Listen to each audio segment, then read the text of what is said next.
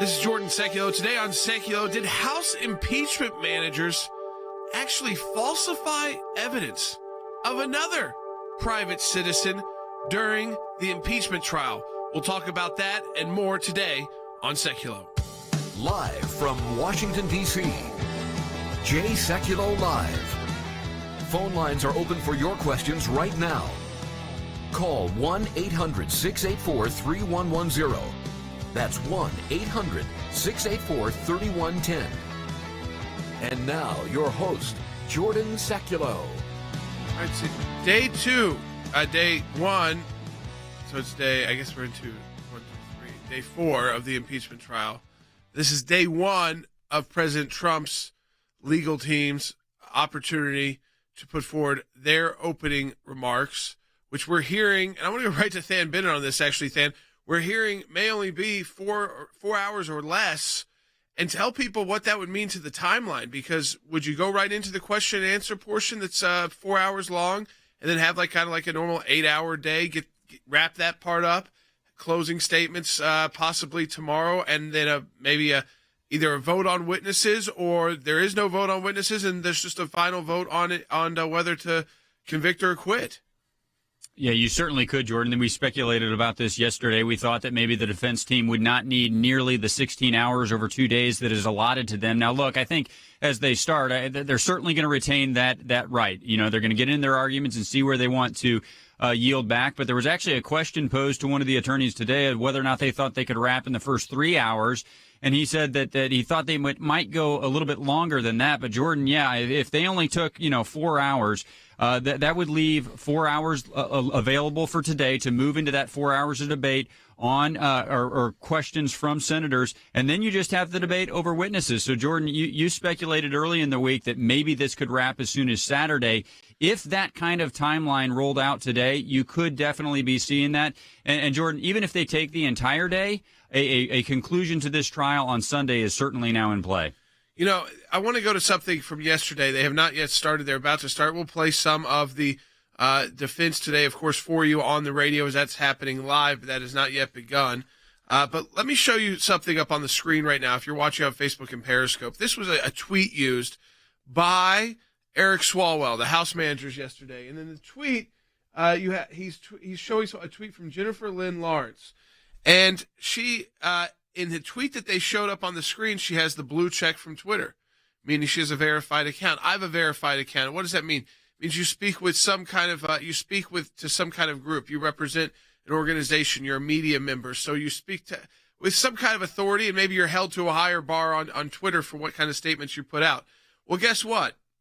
That blue mark isn't on her Twitter account. Does not have a verified account. So who on the House managers team falsified the evidence presented to those U.S. senators? What kind of trouble will they face? But it gets even worse because they misinterpreted what she said. They highlighted that we are bringing the cavalry, Mr. President, and that President Trump retweeted that. I want you to understand that the cavalry that she's referencing is the religious cavalry, not cavalry. Again, cavalry. Calvary in the religious sense refers to almost like bringing Christ to Washington, D.C. Refers, of course, to where the crucifixion literally took place.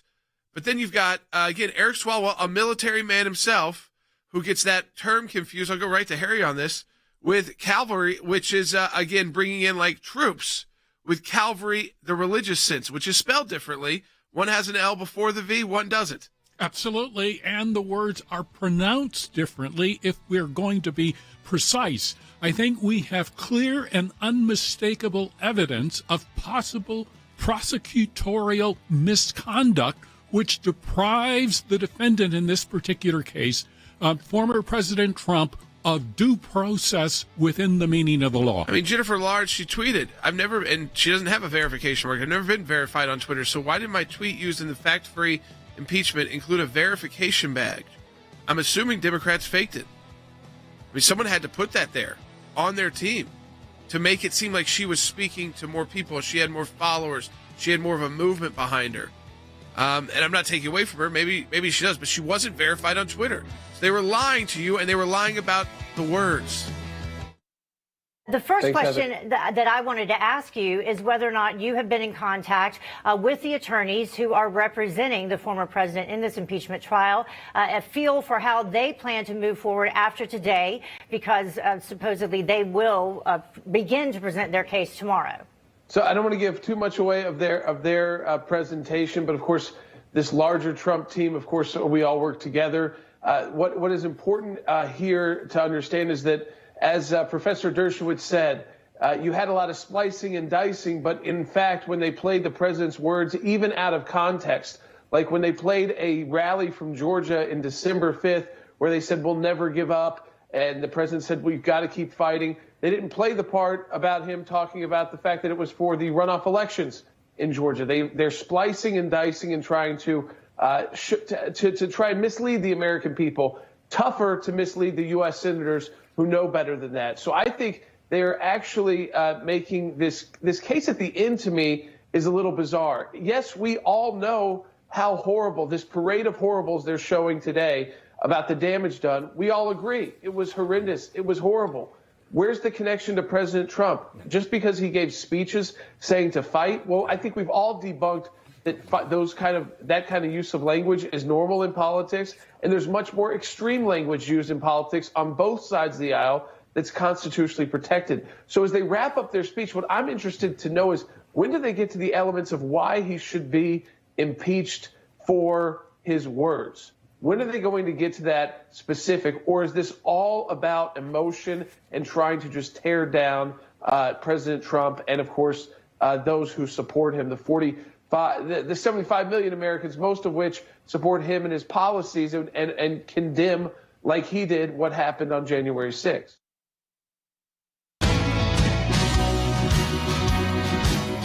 Welcome back to Sekulow Radio. I want to go into, this is Michael Vanderveen from President Trump's legal team. Let's go to some of this live. This is the beginning of their chance to rebut, to go and lay out their case about why the president should not be convicted. Let's just take a listen live. Of his remarks, he then laid out a series of legislative steps that should be taken to improve democratic accountability going forward, such as passing universal voter ID legislation, banning ballot harvesting, requiring proof of citizenship to vote, and turning out strong in the next primaries. Not only these are not the words of someone inciting a violent insurrection. Not only President Trump's speech on January 6th, but indeed his entire challenge to the election results was squarely focused on how the proper civic process could address any concerns through the established legal and constitutional system.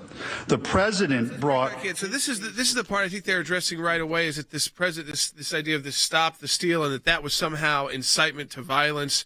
Harry, that the idea that there were legal challenges, you can bring those in court, and that's what the president was doing. You can like those, you can not like those, you can like the proposals he wants for the future elections. You can say that, there should have been all of these mail-in ballots without verification, and that's something everybody can debate, and that's not something you would get impeached over. Absolutely. And I think on this very program, we have pointed out some of the election deficiencies, particularly with respect to allowing individuals to mail in their ballot, even though the state legislatures have not allowed that process to go forward. So I think it is clear beyond question that the president was within his rights to argue for election integrity and election reform. Those are clearly bipartisan issues well within the mainstream, and they do not constitute incitement to violence. Take a listen to this. Let's go back live again. I want to go back live. This is them showing the Democrats objecting to President Trump's election in 2016. From the state of Georgia on the grounds that the electoral votes were not... There's no debate. And I object to the certificate from the state of North Carolina. I object to the 15 votes from the state of North Carolina. I object. I object to the certificate from the state of Alabama. The electors were not lawfully certified. Is it signed by a senator? Not as of yet, Mr. President. In that case, the objection cannot be entertained. The objection cannot be entertained. Debate is not in order. Ballot. Even with the There is no debate in order. It was signed What are you seeing right now? These are the Democrats over and over again objecting to the certification of President Trump's election. Right before that, the president's attorney said, many of you in this room, Democrat senators, including some of those House impeachment managers, Jamie Raskin was in that video, but you also kept up a narrative for 4 years, Stan, that the Russians were the reason President Trump won the election. For 4 years, you said the election was stolen, and yet no one is trying to take away your right to say that, whether or not we fundamentally disagree, and we've proven you wrong on that. We've gone through Mueller, who found no evidence of that. We went through the Ukraine impeachment. President Trump was acquitted and vindicated, and now we're going through this again. But they had the same line, that the election was stolen by the Russians. Well, so much of the underpinning of this case, Jordan, is rooted on the fact that there were objections to the counting of the electoral votes based on some of the irregularities that happened. And what that video, I wasn't able to see the whole thing, Jordan, but even the snippet I saw there, what it conclusively shows is that there is significant precedent for raising those objections on the floor. And the precedent was set not just by Democrats, Jordan. It was set by the people bringing this very impeachment. I mean, Jamie Raskin was one of the people that rose on the floor of the House of Representatives in a previous election to object to the counting. So it's just sort of a regular course of order. And I would say this. I mean, yesterday we said that what's good for the goose is good for the gander. Look, on either of these issues, the First Amendment argument or whether or not it's appropriate to object to the counting of electoral votes, Jordan, I think it's okay for you to have either opinion. But guess what?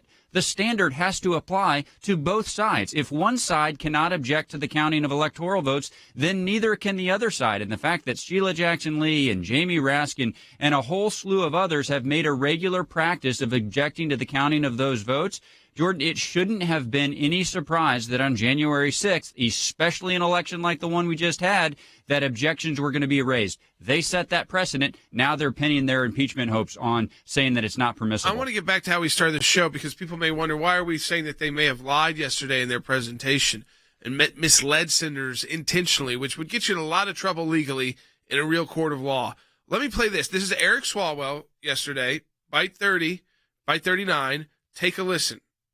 This was not just any old protest.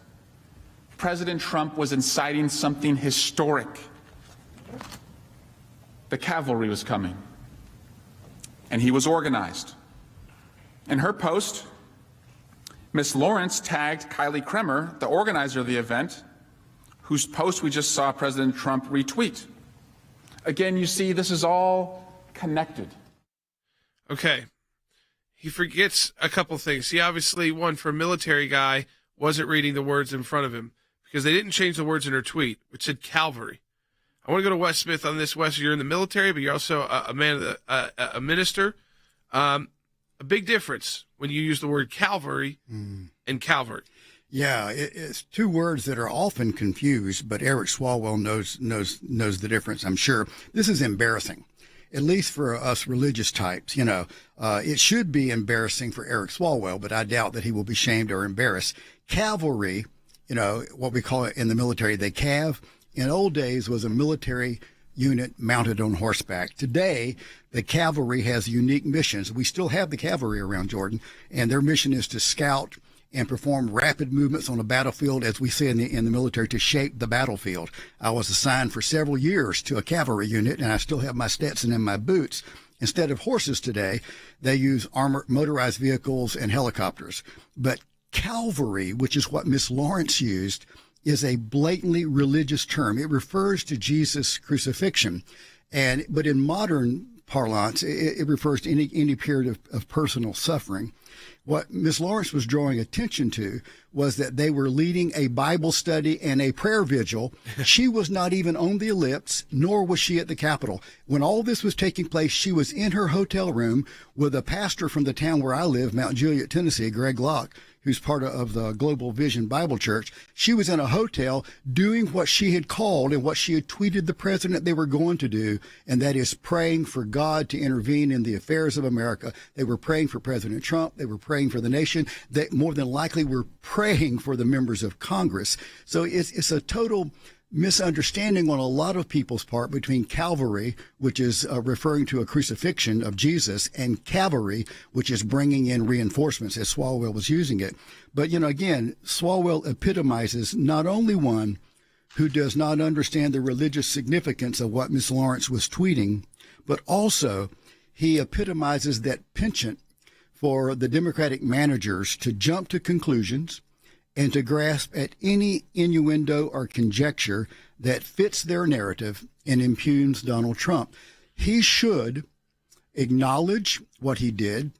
He should apologize to Kylie and Jennifer Lawrence, because he took what they said and what they were about, which was praying and leading a period of prayer on January the 6th, not attacking the Capitol or trying to do anything like that. He should apologize, Jordan, but I tell you what, I seriously doubt that he will. Jennifer Lynn Lawrence deserves an apology. She also deserves an apology for them editing. I mean, Harry, how much trouble would you be in with a judge if you edited someone's remarks that you were putting into evidence to make them as though they had this special account that was verified by Twitter, that they somehow led a movement, that they had this kind of influence that, again, she may or may not have, but had never applied to get that check mark, but that someone went in there, sounds a lot like when they were, the FBI lawyer was taking things out of the evidence to get the FISA warrant on Carter Page. And here, someone on that Democrat team that they worked with inserted the verification mark that President Trump has. I'm sure Eric Swalwell has. I have. But most folks don't on Twitter. And she doesn't, but they made it so it sounds like she had this kind of influence over people. Not only did they misinterpret her words, but they also put a fake blue check mark next to her name. Precise. Your analysis is spot on, Jordan. In Miller versus Pate, the court overturned the conviction obtained after the prosecution had represented to the jury that a pair of men's shorts found near the scene of an attack belonged to the defendant and they were stained with blood. The defendant showed in habeas corpus proceedings that no evidence connected him with the shorts, and furthermore that the shorts were not in fact blood-stained, and the prosecution knew these facts.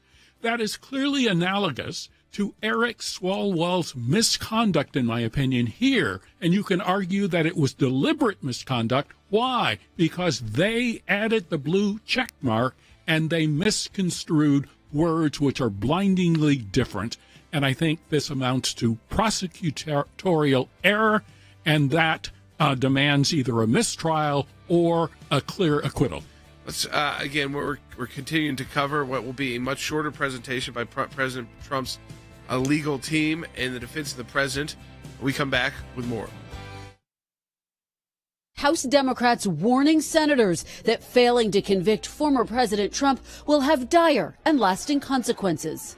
If you don't find this a high crime and misdemeanor today, you have set a new terrible standard for presidential misconduct in the United States of America. The Senate needs to do its job, and if they fail, if Republicans won't vote to convict, then we need to pursue other ways that we can hold him accountable. In no setting in this country where someone's guilt or innocence is being adjudicated would this kind of approach be permitted. That's why we have rules against things like hearsay and other require other indicia of credibility and reliability. But here, for an impeachment process, it's offensive. Now it's time for the defense. This is the day that I call the day of truth. They're going to argue that the president did explicitly at one point tell that crowd on January 6th to be peaceful. They say that's being overlooked. To peacefully and patriotically make your voices heard. If reckless rhetoric is going to be the focus of this trial, in the end, the public may have trouble distinguishing between the accused, the jurors, and the prosecutors. I think what we're watching is a total kangaroo court. Senator Mike Lee pointed out that the House managers had blatantly misquoted him. He tried to get it stricken from the record, and what ensued was chaos on the Senate floor as Senator Leahy first ordered a vote, then stopped the vote in the middle because Chuck Schumer intervened to ask him, oh, wait a minute, don't do the vote. Total chaos and pandemonium. They are making this up as they go along. In order for President Trump to be convicted, it takes 67 votes. There is no chance whatsoever there will be 67 votes to convict him. All 100 senators know that. The House managers know that. Everyone in the room knows that. Mr. Trump's lawyers are only expected to take a few hours for their presentation and could wrap their case today, which means it's possible there could be a vote in this trial as early as this weekend.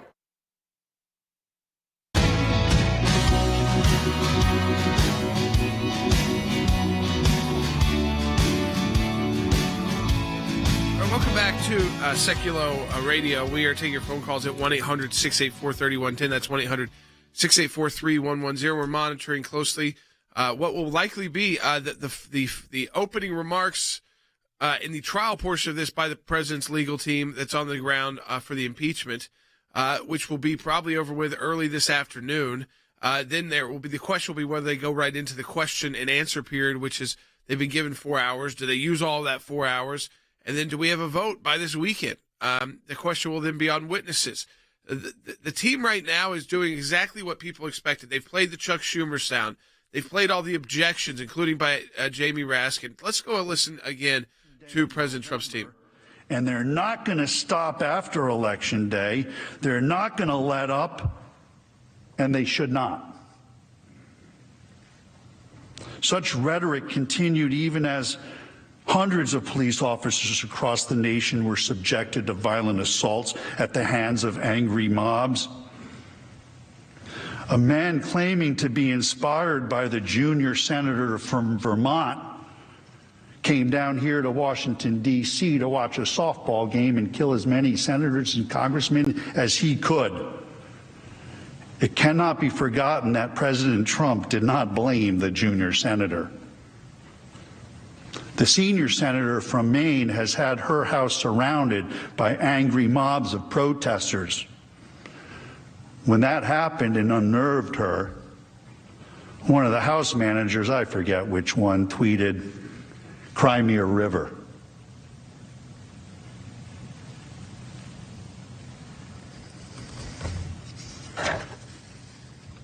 Under the standards of the House impeachment article, each of these individuals should be retroactively censored, expelled, punished, or impeached for inciting violence by their supporters. Unlike the left, President Trump has been entirely consistent in his opposition to mob violence. He opposes it in all forms. Again, I want to just share, I think that was a very effective moment right there. Let me go around the table. Let me go to Than first. You're in Washington, D.C. These senators, obviously some huddled with, I think it was Mike Lee, Ted Cruz, Lindsey Graham. Not unusual, by the way, because it's not like a normal trial. It's not weird that they're also sitting in jurors for them to meet with the legal team. Of course, Democrats would be doing that with the House managers. But that this is I think, very effective way to begin, is that all of you, under this same precedent that would be set, should be sent home.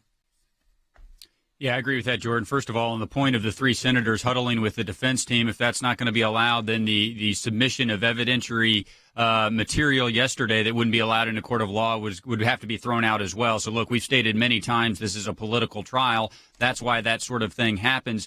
But, Jordan, yeah, the little piece you played there, I think that is extremely effective for a couple of reasons. Every single senator in that chamber has engaged in this kind of rhetoric, and you can like it or you cannot like it. But if this standard is going to be upheld, then every single one of them is going to be subject to an accusation whether they need to be censured or worse, they need to be impeached. And Jordan, I would say one more thing. I think it would set a very dangerous precedent on First Amendment, because if we're going to have a robust First Amendment, if we're going to have the ability to engage in speech that is unpopular or maybe even contrary to the views of the majority, Jordan, that's the exact speech that is going to need to be protected. You don't have to like it, but it's got to be protected. Yeah, I mean, Harry, it was Eric Swalwell himself who tweeted "boo hoo hoo" about Collins being harassed like that at her home. Absolutely consistent with the character of Eric Swalwell. This is an individual who has launched his career, at least in part, even in California, based on vitriol. Meanwhile, he has also maintained a relationship with an individual who has been identified by the United States government as a spy for China. And yet he sits on a House Intelligence Committee. So Eric Swalwell has never been accused of being the brightest candle in the darkness called the House of Representatives. But I think it is clear beyond question that he has engaged, at least in my humble opinion, in prosecutorial misconduct, particularly with respect to this individual citizen, Jennifer Lynn Lawrence, who was encouraging people to do what? To attend a prayer meeting. He basically took her tweet and said, that means bring the military cavalry and basically launch an insurrection. This is clearly and unmistakably, at least in my opinion, a falsehood, and it amounts to duplicity and prosecutorial misconduct of the first order. The fact that they yesterday, Than, I thought was shocking as well, was that out of the mouth of Congressman Jamie Raskin, the lead House manager, was that the First Amendment does not apply. Now, first of all, in the impeachment trial, you can use whatever defense you want, because we've talked about it's not a normal trial. So if you want to bring up the First Amendment and protecting that, you certainly have the right to try and convince the senators of that. So for him to declare it null and void, as he did yesterday, to me was shocking. Take a listen to House Manager Raskin say that the First Amendment no longer applies to a private citizen being impeached. President Trump's last-ditch First Amendment arguments got nothing to do with the actual facts of the case. He's been impeached for inciting violent insurrection against the government. Incitement to violent insurrection is not protected by free speech. There is no First Amendment defense to impeachment for high crimes and misdemeanors. The idea itself is absurd. Except for we can't even put a mark, really, Than, and he doubled down on it, but the idea that the First Amendment is not a defense, well, that's not up to him. It's up to his defense team and up to the senators to decide if they want a standard where they could all be held accountable for words that they say similar, and they've played all those sound bites for everyone to hear. But the idea that the First Amendment plays no role in the United States in a trial, this is a constitutional attorney, Jamie Raskin, who teaches con law. He knows, I think, what's coming out of his mouth, or maybe he's not listening to himself, sounds so dangerous when our First Amendment right to free speech is such an important right. Well, it's a great point that he doesn't get to choose the defense. He could have chosen what to prosecute. They chose what they chose. I don't think it was the greatest selection, but it's not his choice. But, Jordan, this is what I would ask Manager Raskin. Does your First Amendment right disappear after you leave office? Because if so, you better be ready. And, Jordan, Article 1, Section 3, Clause 7 that we've talked about a lot makes it very clear that when an official leaves office, they are subject to criminal prosecution, still liable to the laws of the land. Jordan, if you're still going to be liable to the laws of the land, the fundamental rights and protections under the law, they must apply as well. Otherwise, you're subject to prosecution without the fundamental rights. That just can't be the case, and I think Manager Raskin knows that it's not the case. He doubled down. Take a listen. The whole First Amendment smokescreen is a completely irrelevant distraction from the standard of high crimes and misdemeanors governing a president who has violated his oath of office. Harry, they have to build that bar to act as if it's just a given that it's a distraction because the high crimes and misdemeanors, they have to prove those high crimes and misdemeanors. I think they failed because yesterday they kept going and going with video and splicing and fake tweets and tweets that weren't read correctly and misusing evidence and never really getting to the point about what did the president do that actually violated their article of impeachment. And then this attack on the First Amendment to me is it's got to be scary to a lot of Americans. Absolutely. And it basically places the First Amendment under threat by the United States Congress and an alleged constitutional lawyer. Coming up in our second half hour, Rick Rennell's joining us about an issue involving the nominee to be the next CIA director. You don't want to miss that either.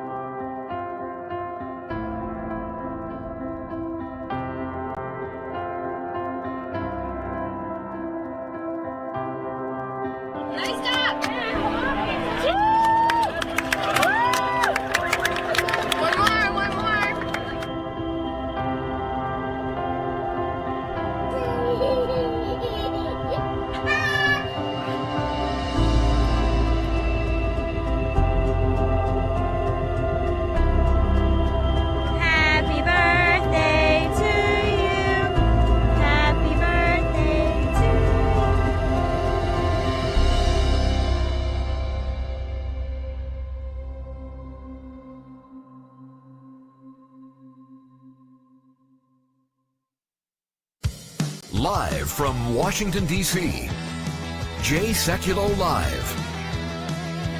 And now, your host, Jordan Sekulow. All right, welcome back to Sekulow Radio. We'll continue to break down, I think, very effectively right now, Doug Schoen from the President's legal team has called this trial a constitutional cancel culture.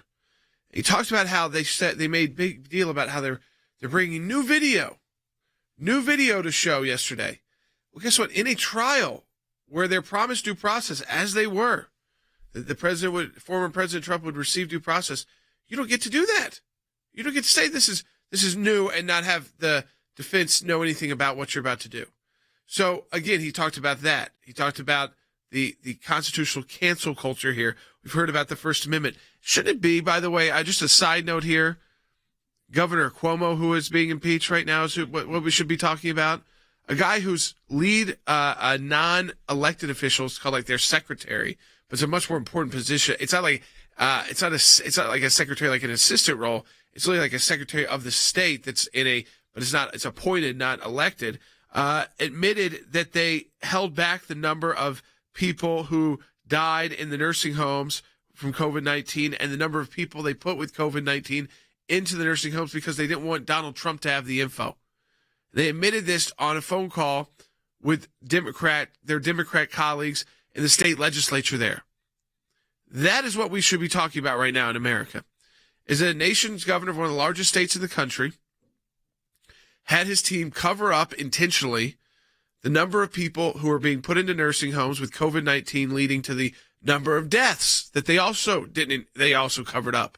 And even the Democrat attorney general there and the Democrat state senators there are calling this a serious problem. Will he face any real action, consequences for his remarks? Any at all? I mean, that again is not being discussed on MSNBC today. It's not going to get discussed on CNN today because we're having an unconstitutional impeachment trial of a private citizen. But to me, Wes, you brought up this good point about truth, honor, dignity. Whether or not this is just political, and then, I guess we don't expect much from politicians anymore when it comes to actual how they conduct themselves, like Eric Swalwell. But this is, again, when we have a real scandal, a real issue that could lead to an impeachment. Gavin Newsom being recalled, where the people are utilizing a state effort to go forward with that is a state constitutional effort. You gather the signatures, you can have the recall election. Yet that's not getting any attention. No, and if you really think about it, and you listen to what's going on, at Congress today, the blinding hypocrisy and duplicity and irony itself is lost. Absolutely lost on these Democrats. As I mentioned during the break to you, in a court of law, there's certain rules. They're doing things that would not be allowed in a court of law. But even though they don't have to follow those rules, you would think that to these Democrat House managers and to the Senate, that such things as honor and truth and integrity would still apply. That you may not have to follow, the procedures of a courtroom, but you have to speak the truth. You have to have some honor and some integrity in the things you're saying. And that, along with their ability to be embarrassed, seems to be totally lost on this group. They're saying right now that we have reason to believe the House managers manipulated evidence and selectively cut footage. And if they did, and if this were a court of law, they would face sanctions. We've been talking about that since yesterday. Than, you just said this in our chat.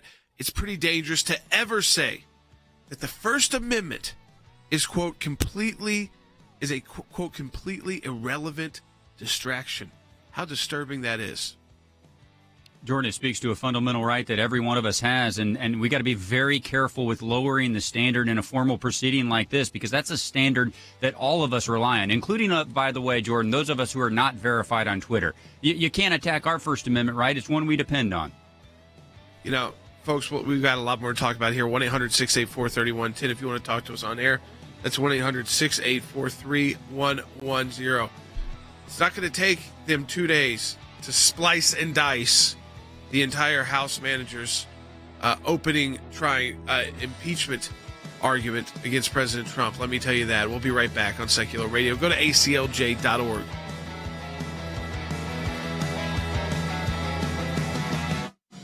The connection, of course, they're making is that the president himself incited this. That is essentially their narrative. You can correct me if I'm wrong there. But what narrative do you feel should be made to counter that? You take all of their splicing and dicing, and you play the full context. You play the president saying, march peacefully, which hasn't been played by the Democrats. The full context of his remarks on January 6th. You talk about all of what they just played, actually, for the past couple of hours has been how this was in the planning for months.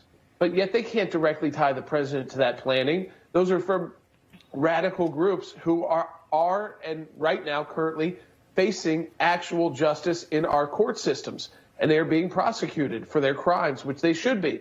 But so that doesn't bode well for incitement, because incitement is something that has to happen at that instance. You have to, you kind of are rallying up the crowd to do something. You can't do that if they're planning it 3 months in advance. Then you take the Democrats' own words and on their videos and in their TV interviews, and you throw it right at them, and you make them sit there and watch it over and over again a few times. Nancy Pelosi said, why aren't there uprisings all over America? Play it over and over again. Explain how Kamala Harris was bailing out rioters, people who were violently destroying public property. Show Joe Biden talking about punching Donald Trump. Show John Tester, a senator sitting right there, a Democrat from Montana, talking about punching Donald Trump. Use that language from Maxine Waters about harassing members of President Trump's team from the White House. Use all of that. If you want to criminalize what President Trump has done, which, by the way, he's not facing criminal charges over, then we've got to expel all of you from the U.S. Senate and House. Plenty of evidence to use to deconstruct this entire impeachment from beginning to end. Now, the next segment of the broadcast, Rick Rennell is going to be joining us. He's got a new piece up. I think it's big news because initially he liked the idea that the CIA nominee Joe Biden put forward was coming from the diplomatic corps and not the intel community. But now he's got serious concerns because of that person's ties to China and Chinese funding directly for their previous work and for their payroll and to pay their salary. So he'll be joining us, Rick Rennell, ACLJ Special Advisor for Foreign Policy and National Security, in the next segment of the broadcast, because I don't want to forget the other issues that are going on right now. But I want to play for you Doug Schoen, President's attorney, as well. They're getting into the part really where, finally the president says peacefully and patriotically. But he started with how they manipulate audio and video and their presentation. Take a listen. We have reason to believe the House managers manipulated evidence and selectively edited footage. If they did, and this were a court of law, they would face sanctions from the judge. I don't raise this issue lightly. Rather, it is a product of what we have found in just the limited time we have had since we first saw the evidence here with you this week.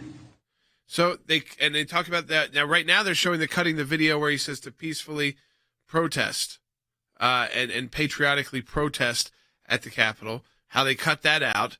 But they also hit on exactly what we started with today on the broadcast, and this is great, Harry, and we'll get it for everybody. We'll get the sound for everybody, is the tweet. Now we know something new about the tweet, which we didn't see because they had corrected this, I guess, before it was shown. But they had put January 31st, 2021. Let's put those tweets on the screen that they had put up as January 3rd tweets. And the reason why is because this was not an actual tweet. This was a recreation of a tweet. The House managers told the president's defense team. And by recreating the tweet, they did a couple things. They backdated it. They wrong. Supposedly fixed that before they showed it. Put the blue check mark in to show it was a verified count. And, of course, misinterpreted Calvary, which is a religious reference, not a reference to cavalry in the sense of military. So what we have here, Jordan, is an absolute festival of falsehoods and duplicity masquerading as alleged evidence of misconduct and incitement.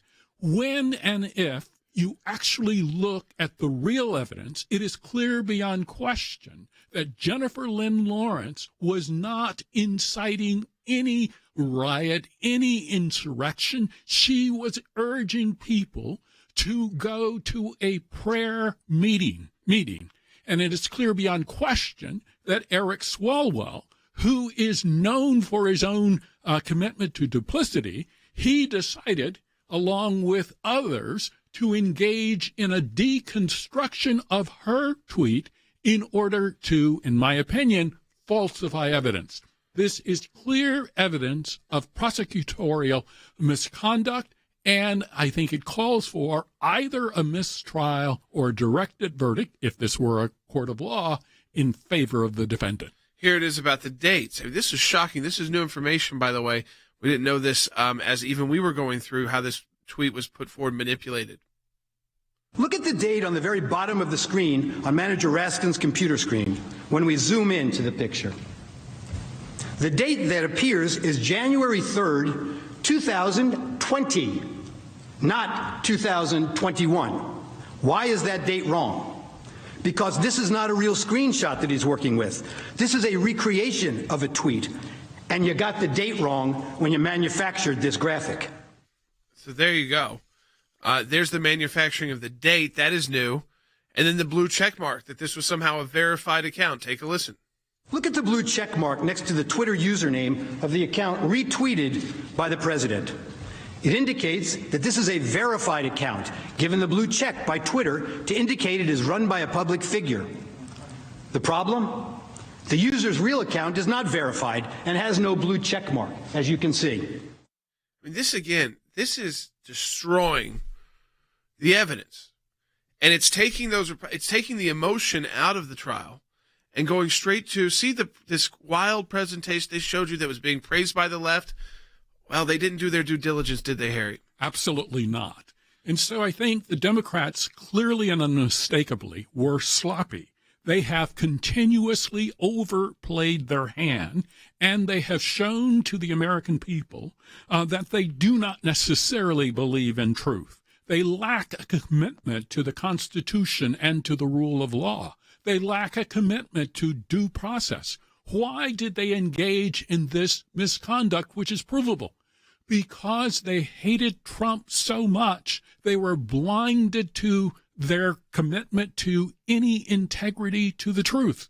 And I think at the end of the day, they have been wonderfully and marvelously exposed before the entire nation, and more importantly, before the Senate. And I think this increases the odds that even senators who were previously inclined to vote against President Trump will now vote in favor of an acquittal. Because it shows they were not given the truth, and we knew they were splicing and dicing. But then they even had the guts, I think, and I think this is guts from the president's legal team to play those remarks from Charlottesville and show that there are good sides, people on good people on both sides of that protest, but not show the extended remarks where the president condemns neo-Nazis and he condemns all those individuals. I mean, neo-Nazis and white supremacists, right in the same remarks, not the next day, in the same remarks, and yet the media never wanted to include that in the speech.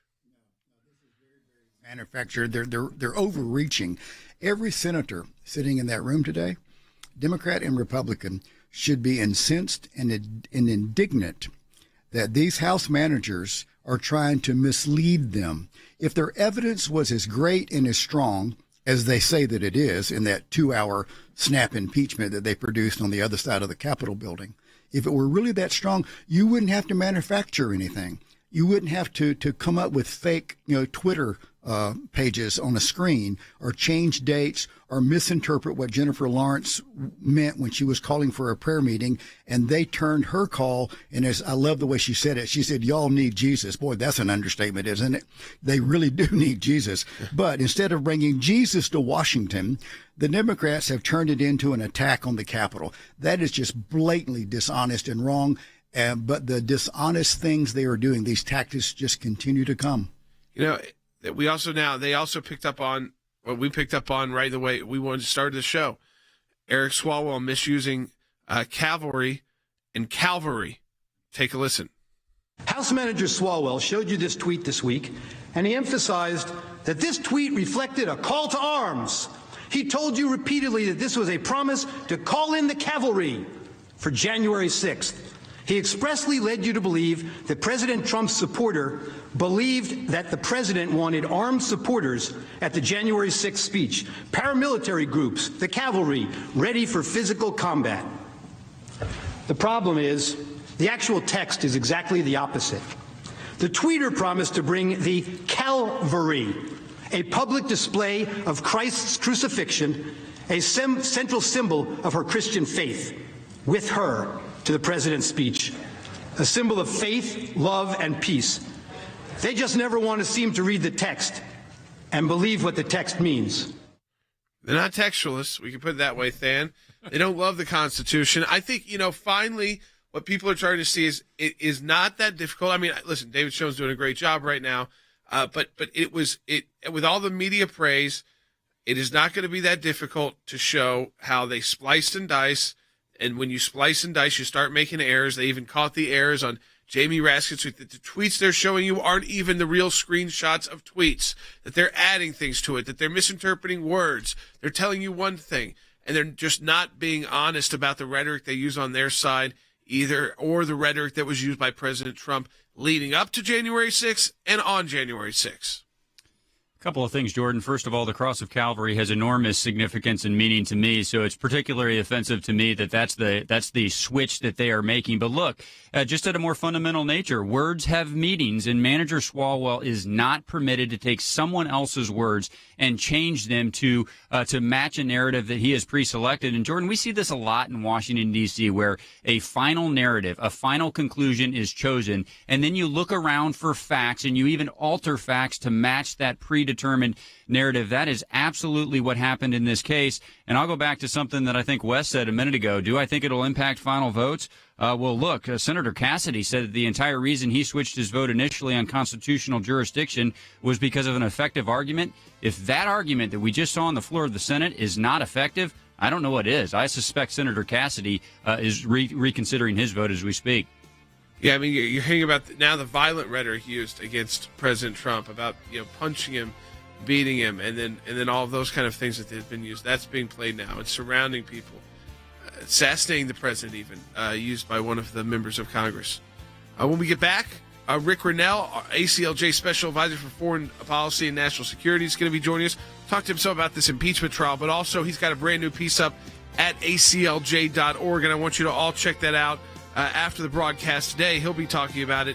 This is important. How the Biden CIA nominee, Bill Burns, had his support until troubling revelations of his connections with China surfaced. You don't want to miss this news going on as well. One of the things that we're the most passionate about here at the ACLJ is making sure that all three branches stay within the bounds of their constitutional authority. There's no Republican or Democrat or independent who should want that to be otherwise, because they will not always be in power. House managers delivered an article of impeachment against former President Trump to the Senate for a historic second time. 45 Republicans voted to not even have a trial. They believe it's unconstitutional to try a former president. The Chief Justice isn't there. Unconstitutional, procedurally wrong. Well, it's really not an impeachment. It's more like a political harassment trial. And then you've got 45 members of the Congress saying, we don't think we even have jurisdiction to hear this. Senator Rand Paul forced a vote on the constitutionality of impeaching a former president. Paul's motion has officially put senators on the record. Right from the outset, it became clear there will likely not be enough votes to convict. The ayes are 55. The nays are 45. And I guess they thought they were going to get more votes than they got, the Democrats, but the end result was 45 Republicans said we shouldn't even be hearing this, which means it's over before it starts, but they are going to put the country through this. Democrats are wasting the nation's time on a partisan vendetta against a man no longer in office. We launched a brand new petition, Stop the Unconstitutional Impeachment Trial in the Senate. The radical left is conducting an unconstitutional impeachment of a former president. There's nothing in the Constitution that allows the Senate to do this. We're mobilizing on Capitol Hill to defend the Constitution. We'll break this up so that your senators know that you signed this, so state by state as well. So join today with us and sign the petition to end the unconstitutional Senate impeachment trial.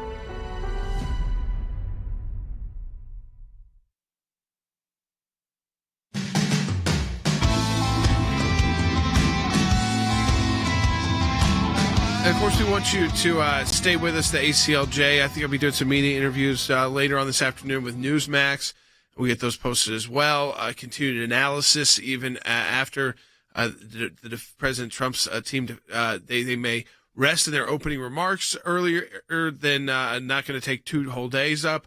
And what the question will be, do they get into the question and answers today? Than, I don't know that we know the answer to that yet. It probably depends on how long they actually do go.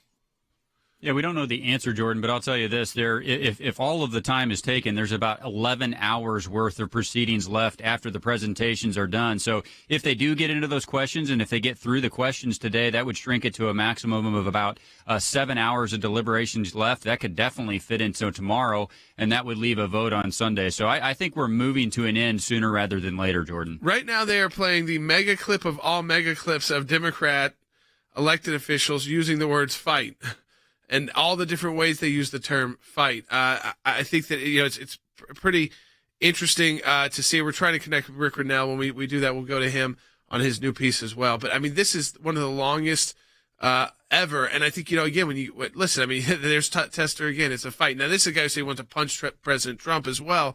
They're showing right now. But again, all this fighting language that they're trying to blame on the president, that is, again, at the end of the day, just normal political speech, and they're just showing that to people. They're not trying to indict any of these people. They're not trying to say that all of you should be impeached. They're saying, if you put your standard forward, Harry, you all should be impeached. And by the way, I think who should be in real trouble are these House managers. I think what just happened in about less than an hour is that they lied to the U.S. Senate, they manufactured evidence, they misinterpreted words, their splicing and dicing was even worse than we initially thought, and they should, how they face serious trouble?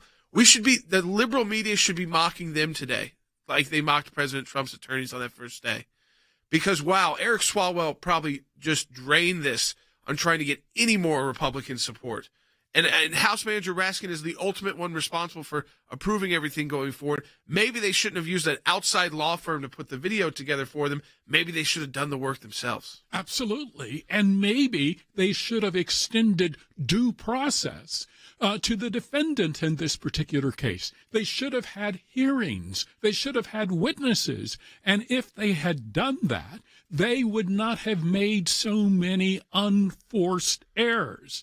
I think at the end of the day, when all is said and done with respect to this particular case, the House managers, they should resign from the House of Representatives. And secondly, if possible in their state, those individuals should be recalled by the voters. And if not, thrown out at the earliest opportunity. What is unbelievable is they are still playing a video of how long has this gone on? So we got Rick Rennell is joining us now. Rick, a video is still being played. I mean, in just less than an hour, the House managers have been shown, Rick, and we'll get to your piece in a second. We still got 5 minutes with you. We had a little problem with Skype, but that's okay.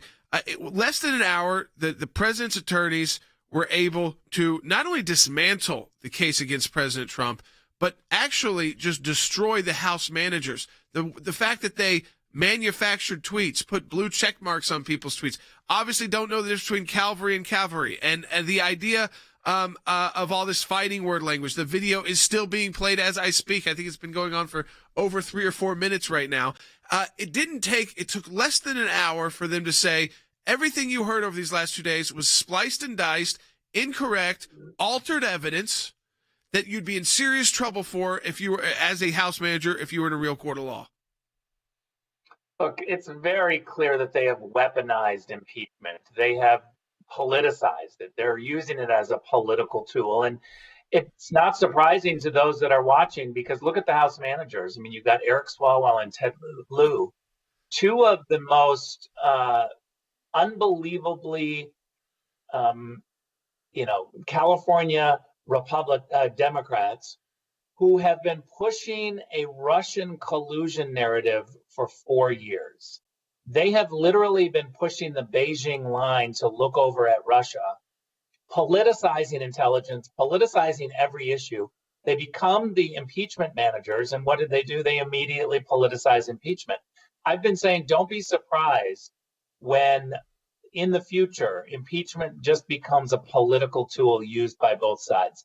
The Democrats have ruined impeachment. Yeah. I mean, and this, we'll get into this more too, because I mean, they are still literally showing the video of just how many Democrats use the word fight and how aggressive they use it. They've also showed the video of the others that were more extreme, like Schumer. So and you all have heard that. I want to get to your new piece, Rick, because this is a change, actually. So it's big news.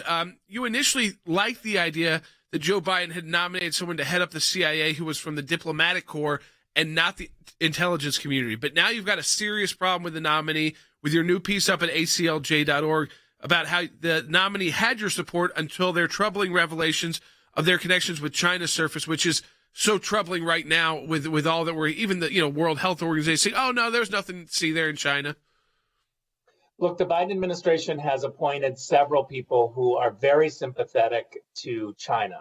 And I think it's a big concern. When Bill Burns was nominated by President Biden to head up the CIA, I like the fact that he was an outsider, that he didn't grow up in the intelligence community learning the operational side, but that he was an outsider as someone who consumes intelligence and could bring a perspective from the outside.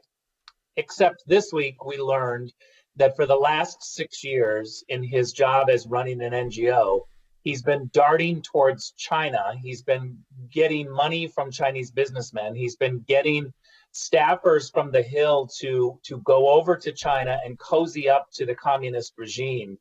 This is a signal that he is the wrong person for the job. I've changed my opinion on these new revelations. I think that the Senate should reject Bill Burns as the nominee to run the CIA because of the recent revelations about China. This is an administration, the Biden administration, that has demonstrated a weakness towards China. We certainly don't need somebody who's cozied up to China the last 6 years and raised money from China running the most important intelligence agency, the CIA. Rick, you've got this up now. It's up at aclj.org. I want you just, we've got about a minute and a half left, but it's a serious piece. We're going to be sharing it get it all of our social media accounts.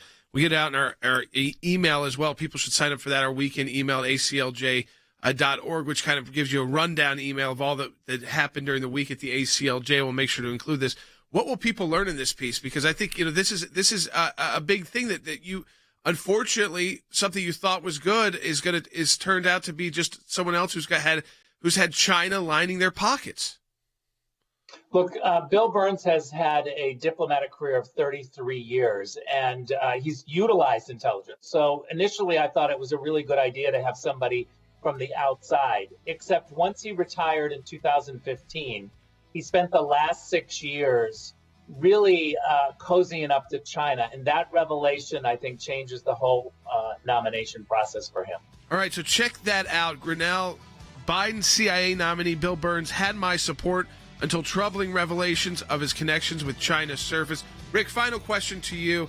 I think for like the Bill Cassidy types, and I can't speak for them yet, who may have been wavering a little more because of this, what they thought was a strong presentation, are now seeing that the presentation they saw was really manipulated, that could change a lot of minds, even the Republican side. Yeah, look, I think this is over. Let's move on. Let's not weaponize impeachment. It's over. Yeah, it is over. The president will be acquitted and vindicated, and we will talk about that with you on Monday.